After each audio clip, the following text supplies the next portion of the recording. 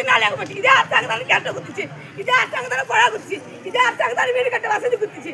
இன்னைக்கு வந்து இல்லைன்னு சொல்லலாம். அவங்க ரேஷன் கார்டு கொடுத்துருக்காங்க, போர் போட்டு கொடுத்தாங்க, ரோடு போட்டு கொடுத்தாங்க. இதே கவுன்சிலர் எத்தனை பேர் வந்தாங்க, அவங்களாம் ஒன்னொன்னு சேர்ந்து செஞ்சாங்க. அன்னைக்கு ஓட்டு வாங்க மட்டும் வந்து கேட்கறாங்க, இன்னைக்கு மட்டும் இப்ப ரோடு போட்டு தானே வந்தாங்க.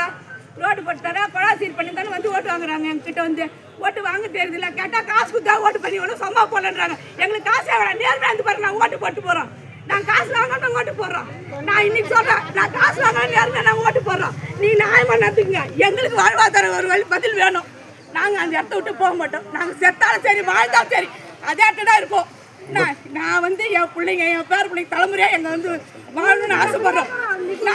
நான் வந்து எங்கள் பாட்டி, நானு எங்கள் அம்மா எல்லாம் நாங்கள் வாழ்ந்துக்கிறோம். நாங்கள் 4 தலைமுறை வாழ்ந்துக்கிறோம். அந்த இடத்துக்கு போக மாட்டோம்.